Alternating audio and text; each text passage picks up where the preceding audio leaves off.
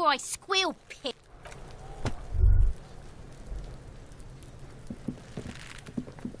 There he still is, looking right through you with his white eyes. The body below is entirely dedicated to that corpse smell. Emitting it is all it does now.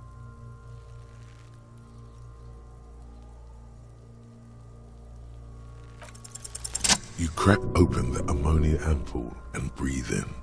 The odor of death is still stronger. It's a spell of the mind telling you to run, and your stomach to wring itself empty. With your eyes squinting, you stand in it. It's a puzzle. What's hanging in front of you is a puzzle of decaying flesh, tattoos, and tendons. They do after 7 days, yes. We are deep in decomposition here. The man before you is naked, but for a pair of underpants and enameled boots.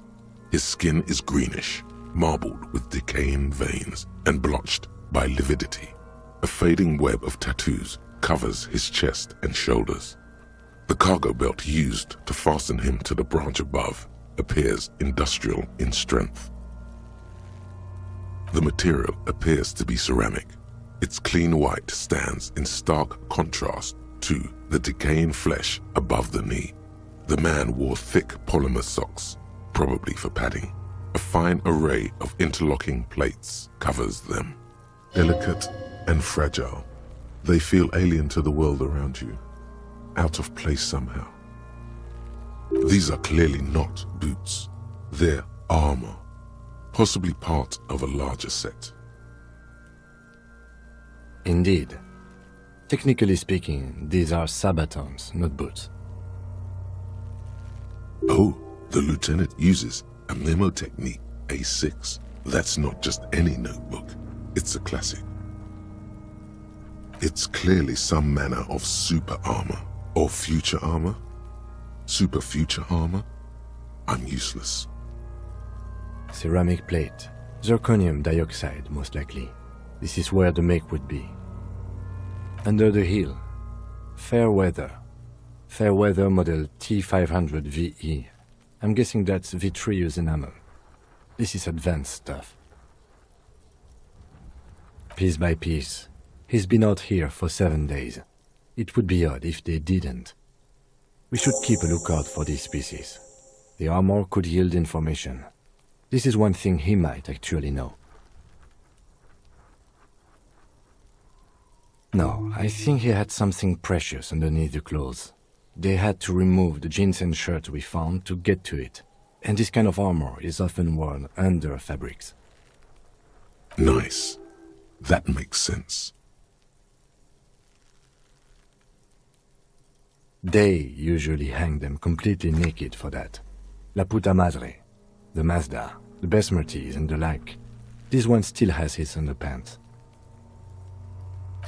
Fucking talking about underpants. Clearly, Kuno would like to interject something here, but there's not enough for him to hold on to. It is. It's expensive. We've requested similar material for our tactical units for years now. The constabularies deemed it too costly. In that time, we've lost 6 men to semi-automatics. For a full set, about 4 years of wages. For the northwest region of Revachol, an officer's average yearly income is 5,500 real, unadjusted for rank. Not too much, yes.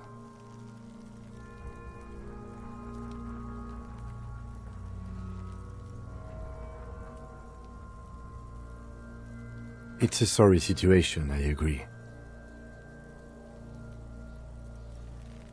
That's for us to find out. My initial report on the area suggests he was a security guard for the harbor company, but that's just hearsay. Just something I scraped together from my station. An area report on Martinez. I'm sure you did the same.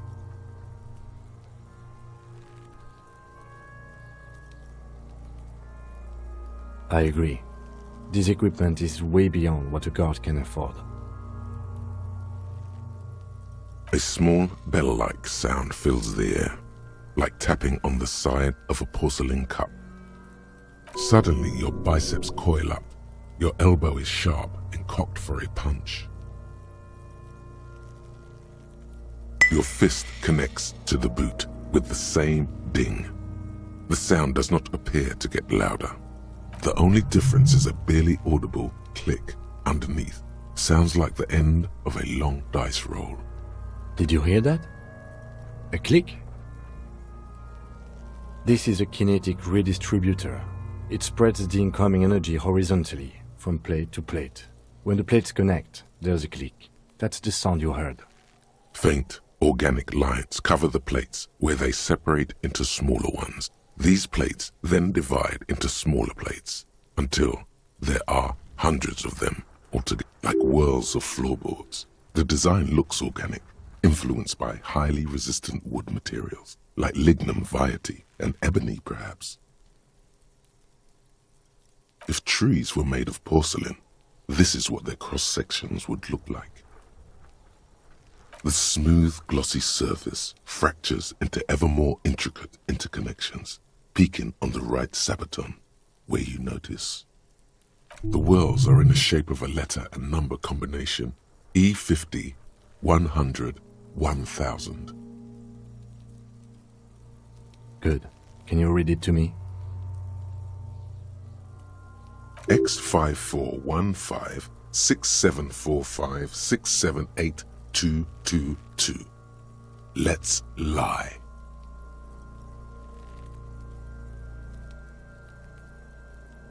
We have a make and a number. That's something. We can use the radio in my kinema when we're done. Either station can chase it for us. The stench fills your nostrils. As you push downward, an ominous creaking sound comes from above. Stop! Pig's gonna pull his head off. Brutal! Even the mongrels can see you're about to pull his head off. Do it, homo!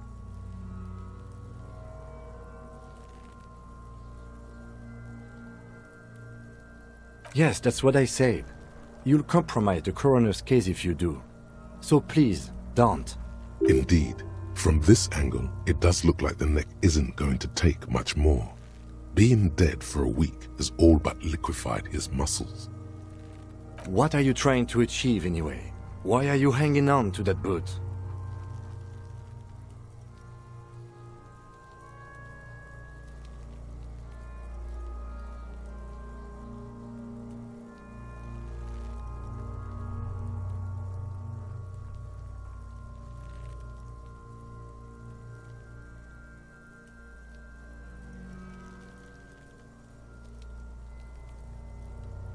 How many clues do you need? You already found a number. Besides, there's no way you're getting them off. All the organic matter in his body has been flowing down into the boots. They are fused to his feet now. Why do you think the locals haven't scavenged them yet? You're sure there's a way to peel them off, but first the body needs to be down. And second, it would probably be better if the lieutenant wasn't around. The anticipation makes you crack your fingers. Feels nice. Nice and cracky. Processing will take care of them. With the situation in the morgue, it will yield nothing. But we must pick our fights. Should we continue? The cadaver slowly twists on the cargo belt, his torso covered in tattoos, and extremities blotched pink and blue. The hangman's knot is pulled tight by the weight of the corpse below. Yellow, hard-edged polyester cuts into his neck. Above, a sliding buckle ties the belt to the branch. This is a steel-reinforced cargo lashing belt, big brother of the regular cargo belt. It's used for tying cargo under six-rotor airships. Airlifting. I thought it was used on lorries for strapping cargo to them.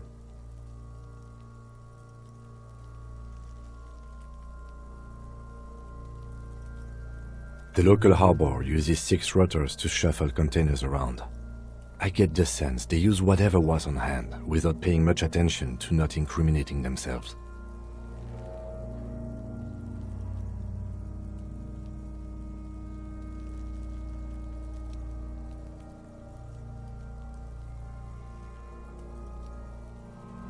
I was afraid it would be. Thin steel wiring, parallel strands. This makes getting him down more problematic than I had assumed. A noose is one of those things that's easier to use one way around.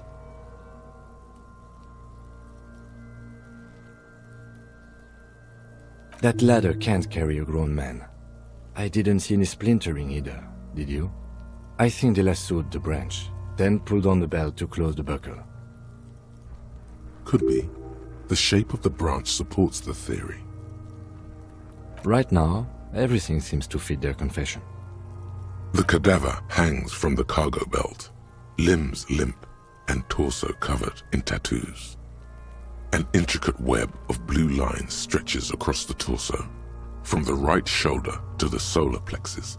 Each time they intersect, a small white star is formed in their crossing. Hundreds of fading asterisks riddle his skin. Their concentration is highest around. A map of the stars. I do see some similarity to astronomical charts. Great Century Messinian, maybe. But this seems more particular. Customized somehow. As if someone left out most of the night sky, filtering it through personal choice. The principle of this filter remains unknown to you. The thought dissipates, and you feel as though you were only half right. So am I.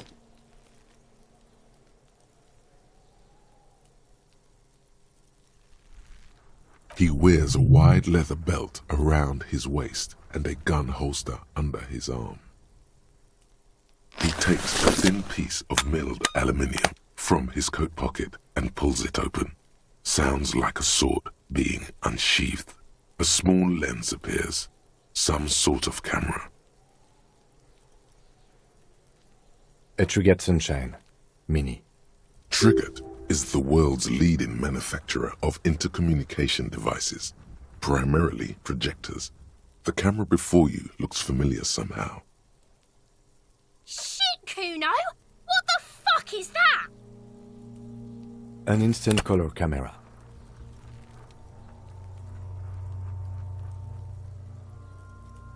I have only 2 ampoules, so nobody move. I don't want to waste one. A sound, a shrill flash, followed by the breaking of a small ampoule of glass. You see streams of color pour onto the thick, glossy piece of paper, rolling out. In case we need it.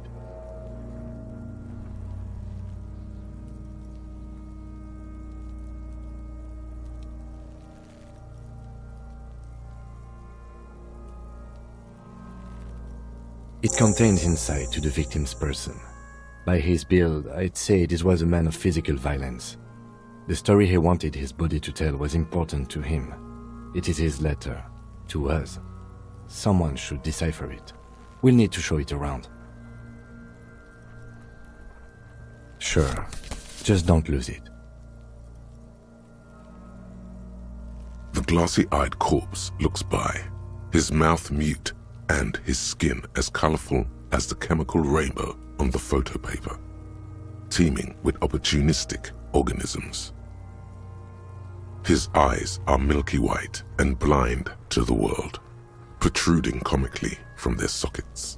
There is no one home, just subaquatic terrors there. These eyes used to be blue, baby blue. Dark brown hair grows on his head. His face is ready to explode from the organic processes inside. The death's head grin has passed. What remains is an unrecognizable mess.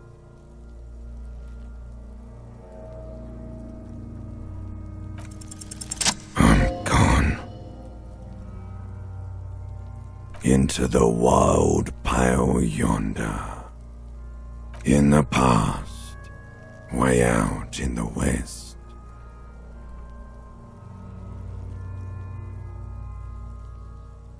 The blue heart. Oh, that's good shit. You'll love it. Just press down and fuck it open like you always do.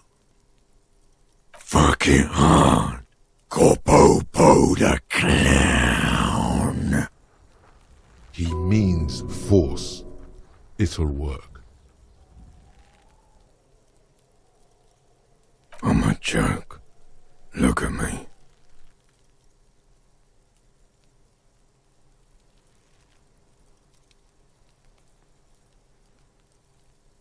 There is nothing funny about jokes either. A killer, a motherfucker, and a killer. Go ahead, Cobbo.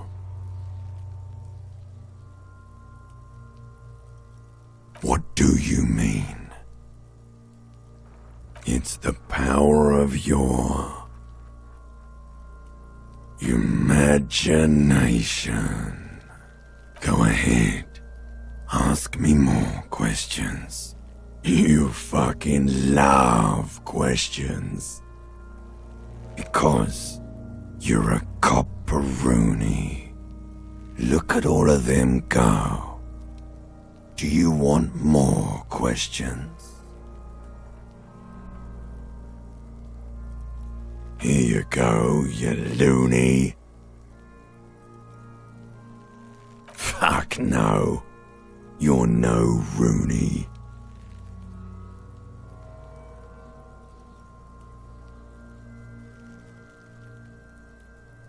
No, you don't. Between you and me, your name is probably Harry.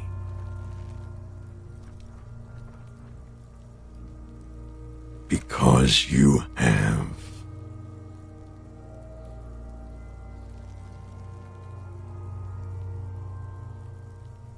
Do I remind you of someone? A child born with Muller's disease, harlequinism, grown up miraculously.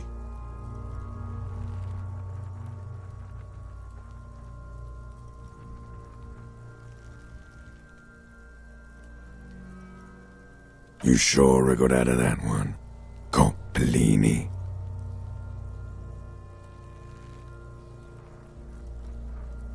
Come back later, Coppo. Amuse yourself with my frank manners and my memento mori features. If possible, also, see me in your dreams. As you narrow your eyes, the monster before you blurs into a violent mess of green and pink. This is a trick. You've done it before. Pink is where the blood settled in the first hours post-mortem. You can use it to see if the corpse has been tampered with. Does his position at the time of death match the discoloration? Only the lower extremities are pink with a dash of blue. His fatted hands, thighs, and his neck, just above the noose. The rest of the corpse appears dark green in the cold spring air. I see it. His neck too. The lividity goes right up his chin. We have good, well-pronounced discoloration here. The monster comes back into focus, an explosion of color, coursing with dark marbled veins. His stomach appears pregnant with something. Black liquid streams down his thigh and onto his boot. So, what do you think?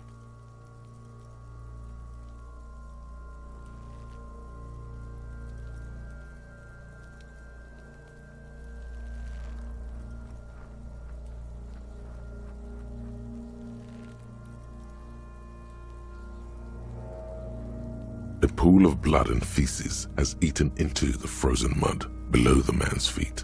Purge liquid is dripping into it, drop by drop. The victim appears to have contained no more than half a kilogram of digestion at the time of death. The fuck he's saying? Talking about shit.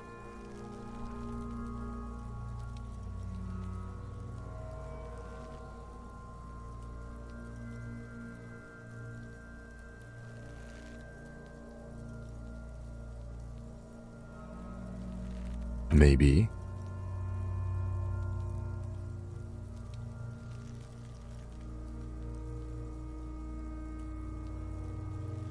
Agreed, especially on the neck.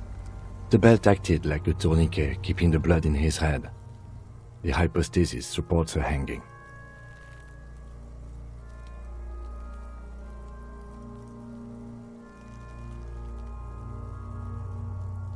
Yes, there's always a chance we are wrong. We should check for ligament marks on his neck to see if they're in tune with the belt. We'll have to get him down first. I agree. His personality is no longer a part of the world. Totally dead.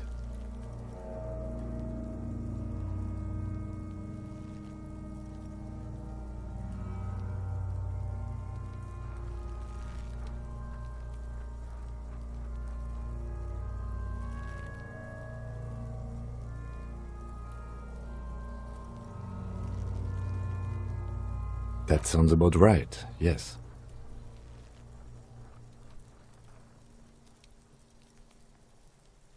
I do. Most of them are post-mortem. Maybe even all of them. The delinquents have made our jobs harder with their little sport. Stop talking in riddles, coin slot. It means you fucked him up good, Kuno. Fucked him up brutal-like. But there is no breath to catch. Only the cadaver filling the air and your nostrils. He slowly rotates before you, decomposing. Of course. You have questions, don't you? The power of your imagination is at your service.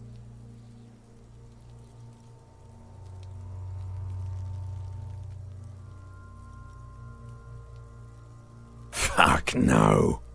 You're no Rooney. Between you and me, your name is probably Harry. You might be onto something there. Fuck no. Between you and me, you can be anything you want. Bruh, come back later, Corpo.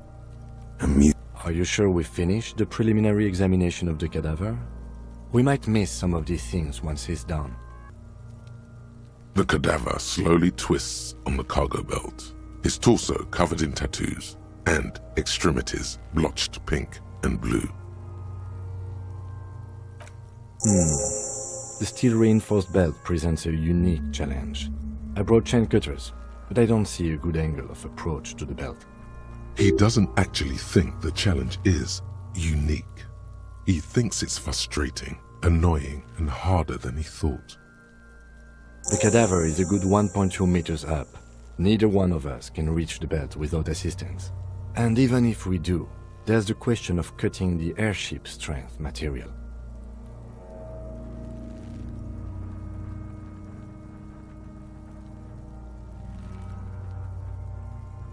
Someone else? You mean like the police? What was that about processing, then? Weren't they supposed to take care of the boots? Why don't they help?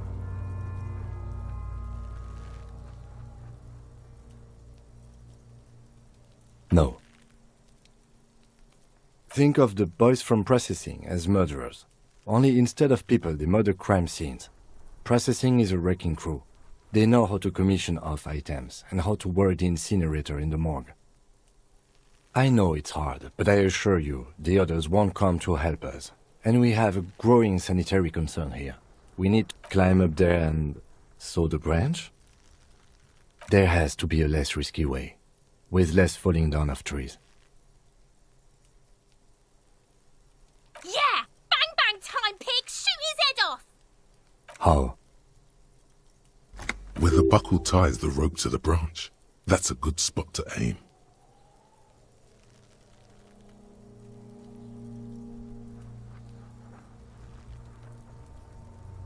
Where? Ah, yes, I see. If the shot hits that, there might be a chance to release the belt. Yeah, now we're talking. Entertain a Kuno with some shit. No, They'll miss. The pigs will miss, Kuno.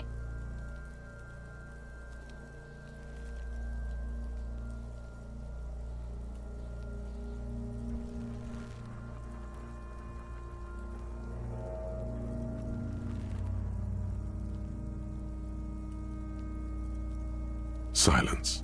With his elbow sharp, the lieutenant unzips his jacket and produces a lightweight firearm. He drops a paper cartridge in the barrel, separates the scouring stick, and gives the cartridge 5 tucks, securing it in place. That's a Kiel A9090 Armistice, mass-produced muzzle loader, ascetic, frugal, one of the most common firearms in the world. He then steps back and assumes the fellow's desk position, taking aim.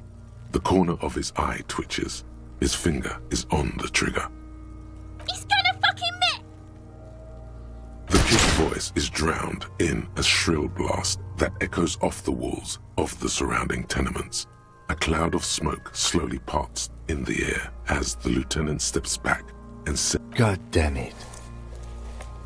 a lot of things were wrong with that shot. The fellow's desk was the wrong choice. His shoulders were raised, but above all, he cannot trust his eyesight. Fucking idiot! Mookabat asshole! Kuno could have hit it easy, but then Kuno's not fucking handicapped, is he?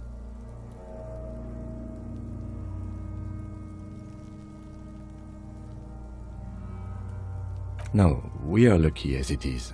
We didn't break anything, and the victim remains uncompromised. Any more mistakes could put us in an unfortunate position with the locals. We have eyes on us. I didn't do us any favors with that. Kuno's sorry too. Kuno feels sorry for the Beano Clad. The lieutenant doesn't say a word, just looks at the gun in his hand. I have to say, it's beginning to look unlikely we can get him down without assistance. You know, you don't feel like too bad of a shot yourself. It's bad as it is. Us shooting firearms like punks. Go ahead, I'm not stopping you. Just don't lose it. They only have one gun!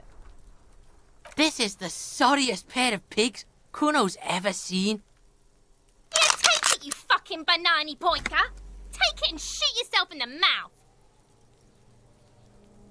The cold piece of bakelite and gunmetal is surprisingly light. Your fingers fit right through the guard, instinctively resting on the trigger. The fuck are you waiting for, Kuno? Tell him to shoot himself in the mouth!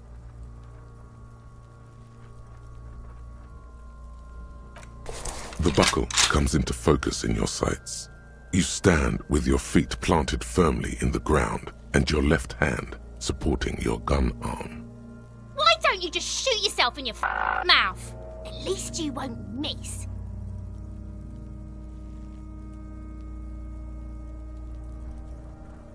Or what? You gonna fuck me? You wanna fuck me, pig? Is that what this is about? Do it! Set me free!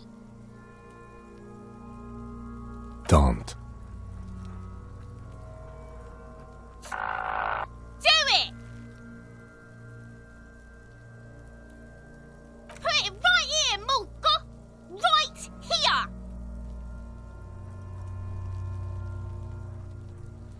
Intense shit, copper. Kurt waved his gun! It wasn't intense, it was pathetic!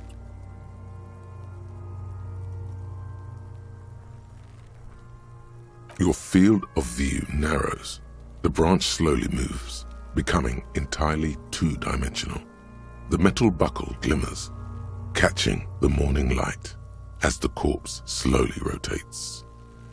The slow movement of the branch in the wind and your shoulders directing the gun sync up, dancing hypnotically. Look, he's crying! You gonna cry now, fucking faggoty?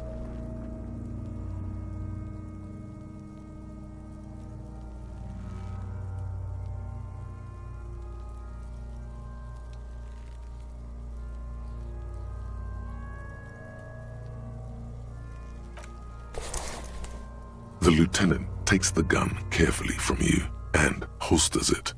His eyes are narrow and he doesn't comment on your antics. Fucking pussy didn't shoot shit, did he? Didn't shoot me. Didn't shoot himself in the mouth. We need to go to the harbor and ask the leader of the Union to have it taken down. They have the tools, and they have men. I did not want us to be indebted to Everard Clare. I wanted us to be able to deal with it ourselves. That is clearly not the case. We need help. You need to suck my dick! Why the fuck am I still alive? He's a dangerous and corrupt man, and we cannot predict what he will want from us in return.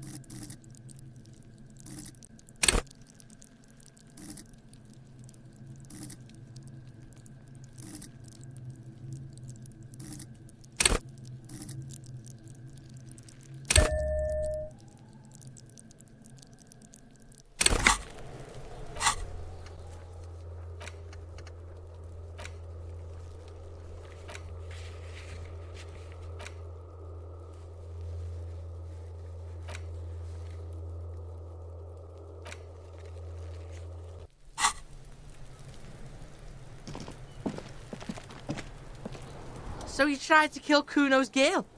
What's up with that? You want to talk about it?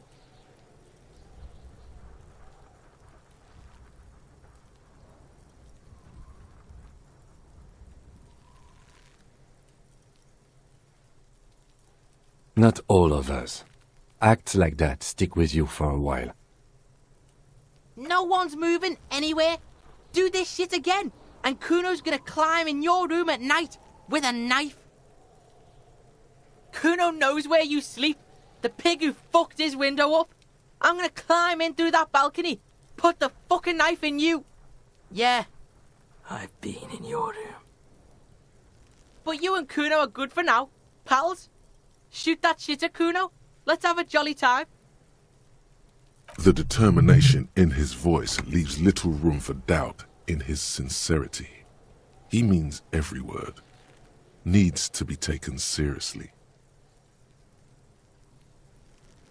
And you're back in business with the Kuno. Now what is it?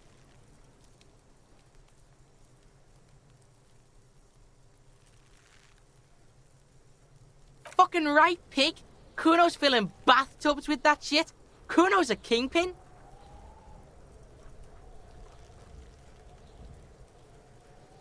Fuck no, pig. Kuno ain't dealing to the popo. Not doing the pork pen for your sad speed habit. You don't know Kuno. Belying the act, he's actually telling the truth. Or at least 0.00001% of it. He has a little speed. He's just not giving it to you. The fuck about it? Kuno doesn't give a shit about the armor.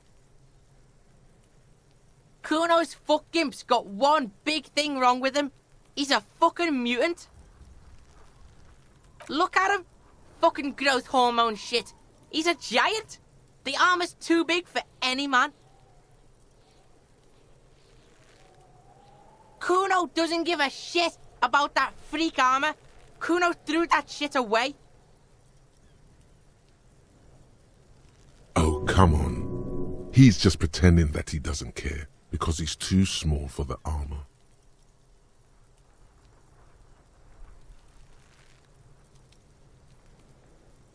Get the fuck out of here trying to fuck on me with that midget shit. Kuno's 12. He's huge. What are you? Fucking 80? When Kuno's 80, Kuno can fit 4 of you in Kuno. Fuck out of here. Trying to fuck on Kuno. Fuck out of here. Kuno tried to get the helmet on. It was too big. Kuno kicked that shit in the sea, rugby style. That shit means nothing to Kuno. Yeah, that shit means nothing to Kuno. Kuno doesn't give a shit about material shit. Kuno's a fucking monk. You wanna fuck on someone about that armor? Go fuck the mustached union fuck. The jolly troubadour shit at the gate.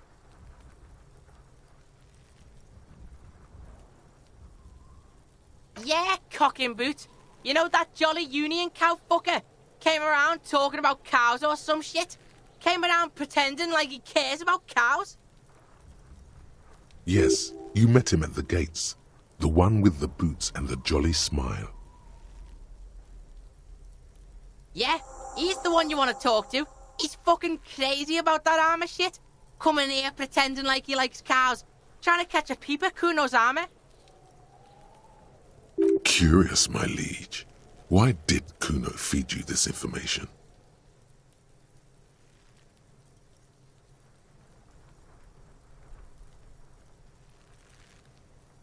Yeah, Kuno's doing charity today. Kuno Day. Kuno feels sorry for you two loser pigs. Kuno's doing pity now. Still, seems suspicious. He may have it in for that guy. Or you may be paranoid. That is also a possibility, sire.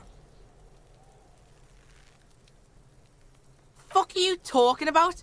What is this contusion shit? He says you're stupid, Kuno. They want to make you stupid again. Oh, did Kuno make your shit sniffing harder? Obstruction of shit sniffing? This is Kuno's kingdom. Kuno fucking rules here. You hear the lieutenant hum.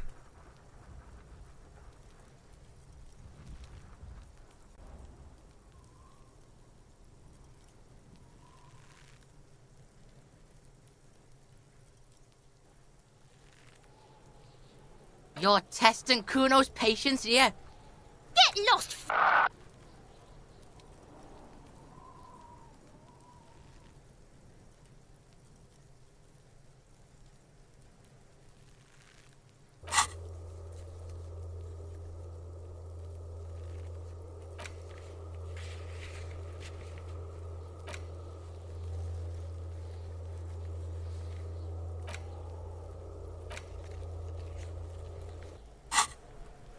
Kuno doesn't fucking care.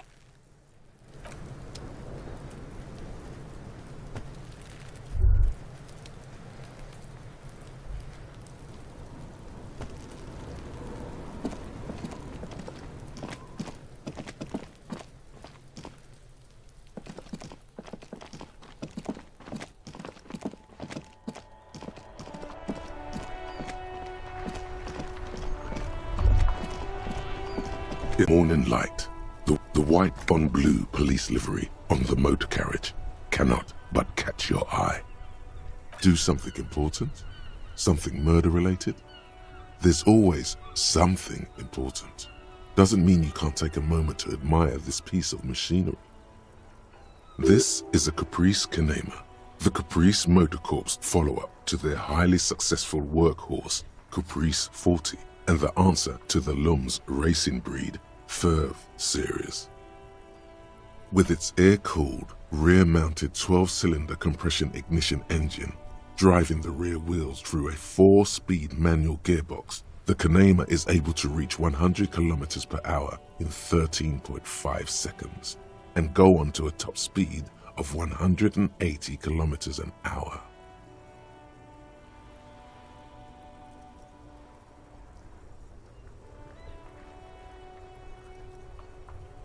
The high center of balance is offset by a large battery bank mounted at the bottom of the cabin, feeding all the auxiliary systems and making the Canema effectively a mobile power plant. Due to a quite steep price tag, it is very unusual to see one in police livery.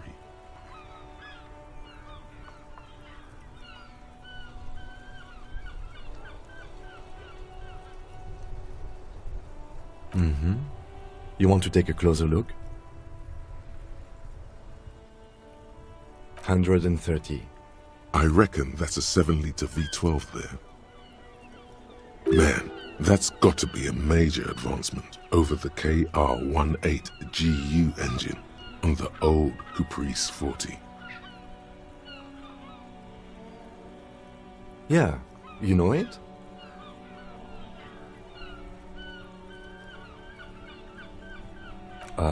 Yes, that's right. I'm very impressed that you know these things. Yes, an extraordinary machine. It's nice and all, but why so modest? Put some zing into it. Flare it up. Slam it down. Helium headlights would improve the range and quality of the visual field a lot. Actually, I have a pair at home. Just haven't gotten around to fitting them yet. I need to lay some wiring for the ballast first.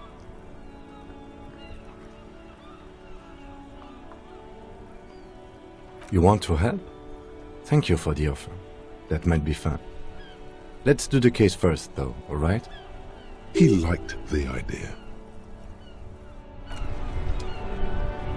Inside, you see a set of steering levers, a radio microphone, a pull-out toolbox, and the soft glow. This is Precinct 57. How may I assist you? Sure, officer. What's the number? And the make of the armor, if you know it. Got it. I'll contact the ICP database immediately. Call back tomorrow. Hopefully they'll have dug up something useful by then. The International Collaboration Police, ICP, is an inter-Isolari law enforcement service, the crown jewel in the moral intern diadem, alongside EPIS and the coalition government.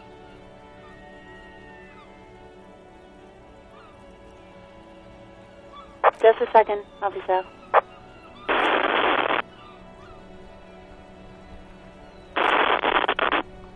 Sylvie Malaika on the line for you, officer. Yes, hello? Oh, great. What else do you need, detective? Well, you tried to jam it down the toilet, sir, clogging it completely. After I had unclogged the toilet and retrieved the paperwork, I threw it out in the trash, thinking you didn't need it. I am sorry about that. Anything else, detective? Yes, I know who you are. You're a police officer. The law. You told me back in the whirling. You told everybody and showed us your badge. I don't need to hear about it anymore. Oh, no, I haven't, sorry. Real policemen have uniforms too, by the way. Where's yours?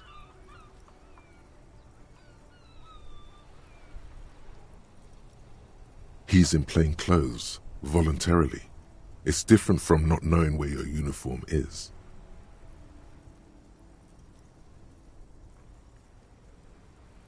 Uniform? I never saw you in any uniform.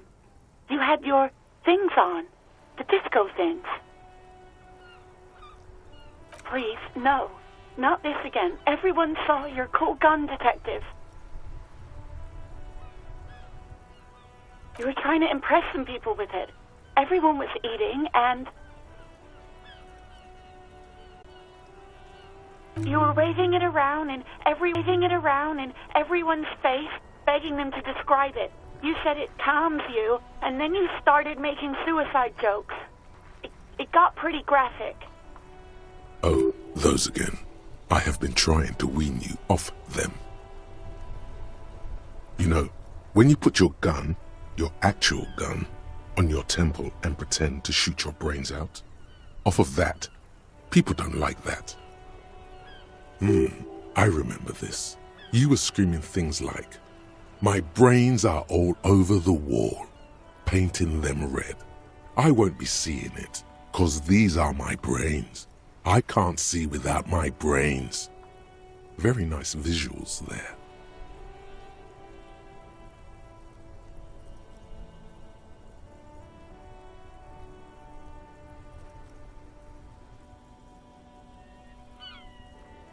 No, please, no more suicide threats. Thank God you don't have that stupid gun anymore. There are way more inventive ways than a gun to leave this world. There is silence on the other end of the line. Me neither. No idea.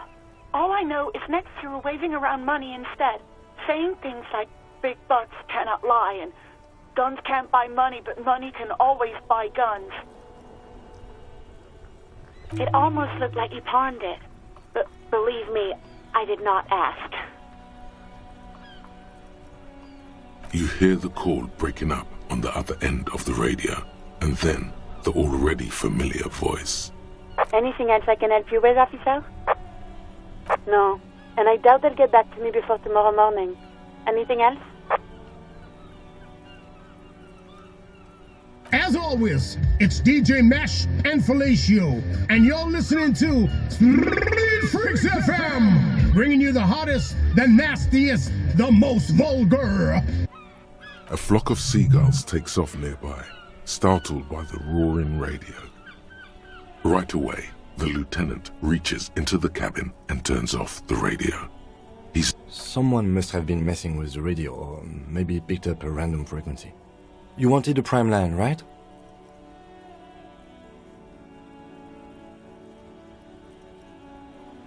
Oh, is that what it was called? Go for it. Turn the radio back on while it's still on the Speed Freaks FM. Souped up motor carriage for one bad mama's boy, for the heavier foot and the freaky arm. God damn it!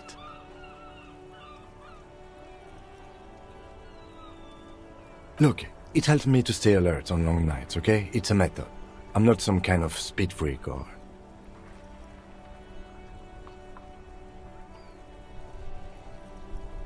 You would be too if you had this motor carriage. But seriously, let's quit joking around, alright? We have a case to investigate.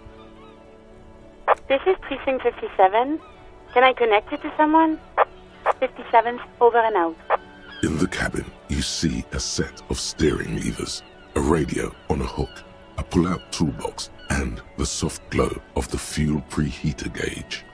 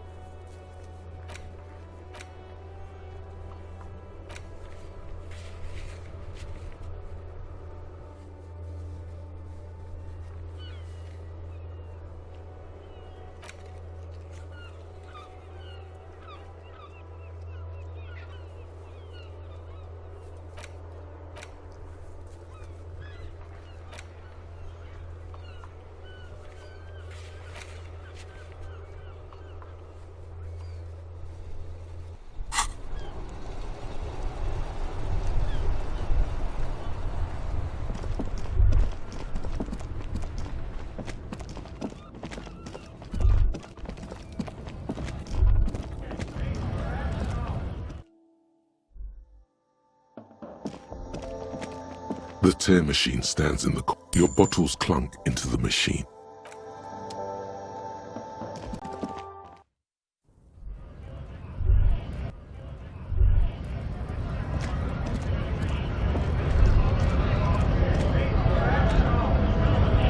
Right, 2, 1. Knocked him out good. Like the Flying Desperado. It's that really cool Flying Desperado spin kick you did, Boyadero. Often performed by the most hard-bodied boyaderos on the steps.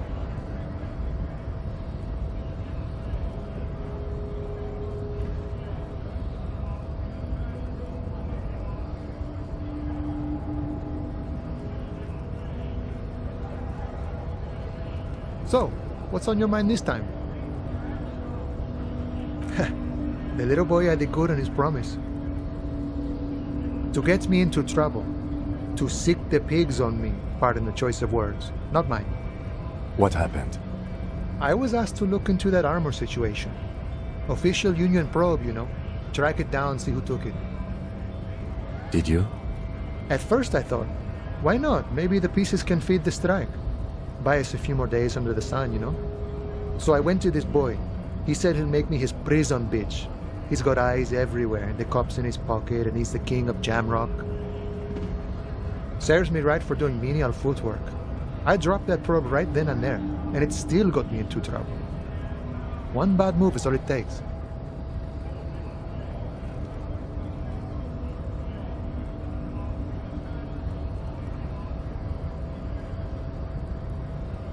It's a minor nuisance. It's all good. I learned that people don't want to talk to a drunk Union man about some armor. What else? Not much. Technical stuff mostly. That was the interesting part. I did some research into this armadura. Let's say I have friends at the library. I didn't get into the material science, just how it comes off. How does it come off? In parts. 4 in total. The helmet was the first to go. The kid says he tore it off and kicked it into the sea. I believe him. The boots were still on the guy last I saw. Too hard to remove. So, as I count, there are 2 parts missing. The gauntlets and the cuirass. This is where I left off. Too much hassle. More like a job for some militia. Oh, they're just gone. They don't exist anymore, if they ever did at all. Forget about them. I did.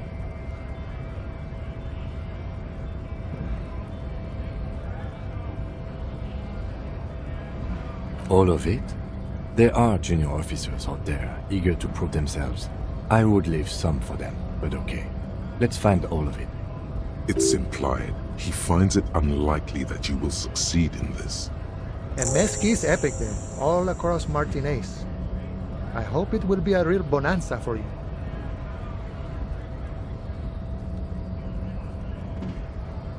I did some research into the... How does it come off? In parts. 4 in total. The helmet was the first to go. The kid says he tore it off and kicked it into the sea. I believe him. The boots were still on the guy last I saw. Too hard to remove. So, as I count, there are 2 parts missing. The gauntlets and the cuirass. This is where I left off.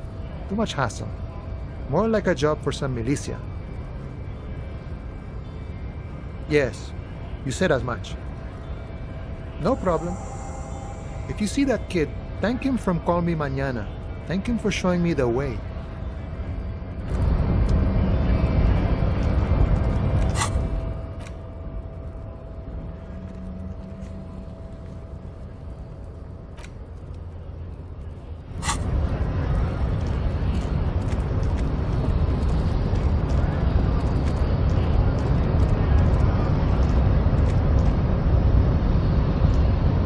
Do not presume this has drastically altered our race dynamic.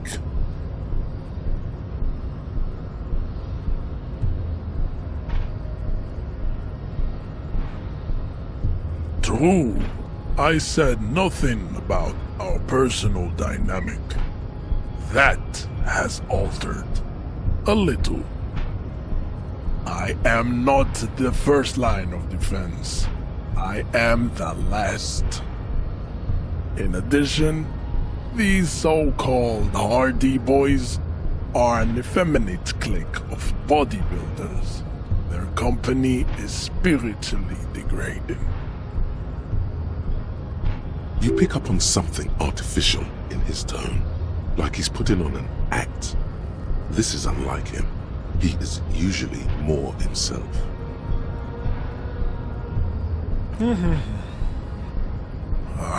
Fine. They have recently fallen under the influence of a possibly sexually perverted female vagrant and a narcotics peddler. It's shameful. Find out for yourself, endomorphic blob. Interesting.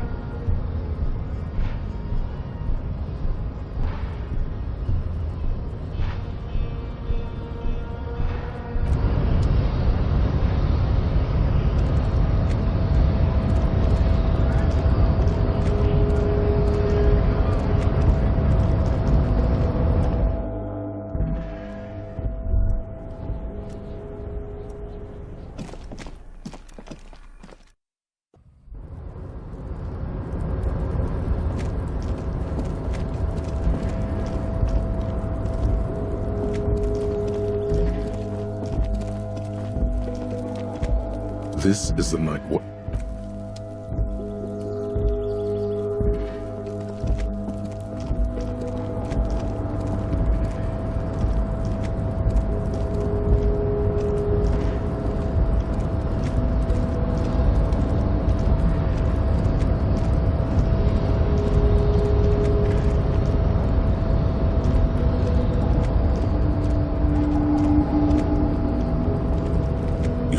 Before the cargo container. Its drawer has not lessened since you were last here. If anything, it seems to have grown slightly.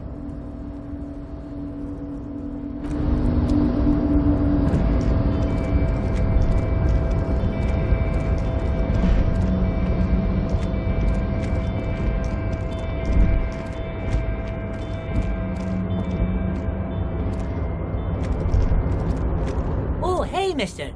I knew you'd be back to talk with old Leo here. Yes, I did. It's like Lady Larice said when she opened a bathhouse in the basement of my apartment building. They can only get so far before they're aching to get back. And lots of folk really did keep coming back. Sure, mister, absolutely. I'm always willing to help out nice fellows such as yourself.